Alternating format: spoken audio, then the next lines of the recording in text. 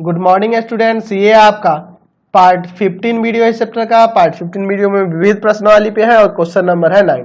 कह रहा है बिंदुओं ए जिसका निर्देशांक दिया है -2,2 और बी जिसका निर्देशांक दिया है 2,8 को मिलाने वाली रेखाखंड को 4 समान भागों में बांटने वाले बिंदुओं के निर्देशांक निकालिए।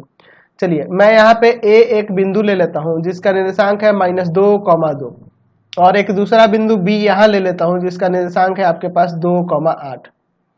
इन दोनों को मिलाने वाली रेखाखंड को 4 समान भागों में बांटने वाले बिंदु के निर्देशांक। अच्छा, इस रेखाखंड को 4 समान भागों में कैसे बटेगा? तो इस पे कम से कम तीन बिंदु होंगे तब ना। चलिए देखिए, ऐसे इसमें 3 बिंदु स्थित होंगी तभी ना ये 4 बराबर भागों में बटेगा। तो मान लेते हैं ये बी, यह क्यू और यह आर। माना बिंदुओं ए -2,2 और बी 2,8 को मिलाने वाली रेखाखंड को बिंदुओं पी क्यू और आर 4 समान भागों में बांटती है। ठीक है, 4 समान भागों में बांटती है।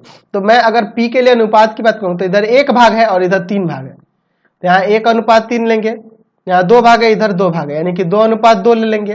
और यहाँ के लिए इधर 3 भाग है, इधर 1 भाग है, तो 3:1 लेंगे। ये आपका x1 y1 रहेगा, यह आपका x2 y2। और विभाजन सूत्र लगाएंगे, विभाजन सूत्र सेक्शन फॉर्मूला। चलिए आपको फॉर्मूला तो याद ही होगा, क्या था? mx2 + nx1 बटा में m + n, my2 + ny1 बटा में m + n। और m और n क्या लेंगे? तो एक बार यह लेंगे जब p का निकालेंगे, m और n ये लेंगे कब? जब q का निकालेंगे, और r का निकालेंगे तो यह लेंगे। चलिए निकालते हैं p का निर्देशांक, एक एक करके तीनों का निकालना होगा। बिंदु p का निर्देशांक, तो m के जगह यह 1 है, x2 के वैल्यू 2, n के जगह आपका 3 है और x1 के जगह -2।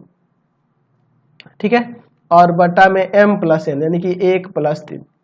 फिर आपका देखो m के जगह 1 है और y2 के जगह पे आपका 8 है, प्लस n के जगह पे यहाँ 3 है और y1 के जगह पे यहाँ पे 2 है, और बटा में m + n।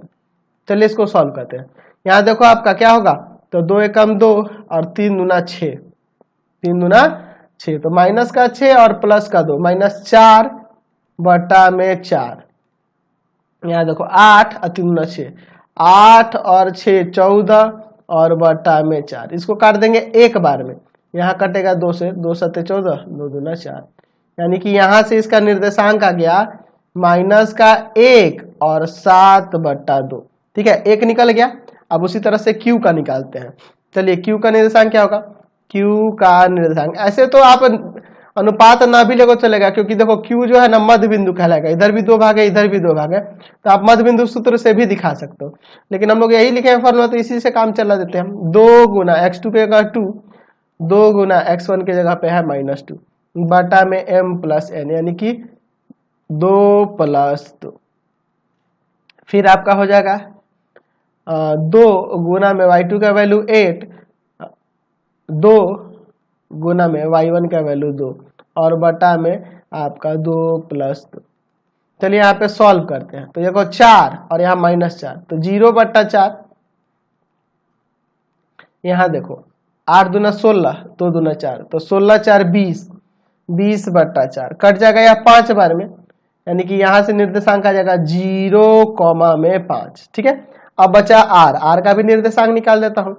r का निर्देशांक, बिंदु r का निर्देशांक, चलिए r का निर्देशांक देखते हैं। m के जगह पे यहाँ 3 है, x2 के जगह पे 2, प्लस n के जगह पे क्या है आपका? तो n के जगह पर है आपका 1 और x1 के जगह पे है -2। ठीक है, और बटा में आपका m + n यानी कि 3 + 1।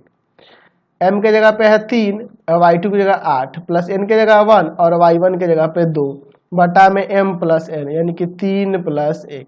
चलिए सॉल्व करते हैं। यहाँ देखो 3 दूना 6, 6 में से 2 गया आपका 4/4, ठीक है। चलिए यहाँ पे देखो 8 3 24 और 24 और 2 एकम 2 तो 26 हो जाएगा, 26/4। चलिए इसको काट देते हैं एक बार में। यहाँ हो जाएगा 13 और नीचे आ जाएगा 2, यानी कि 1,13/2। तो यहाँ पे तीनों बिंदुओं के निर्देशांक निकल गए, जो इस रेखाखंड AB को 4 बराबर भागों में बांट रहा है। चलिए क्वेश्चन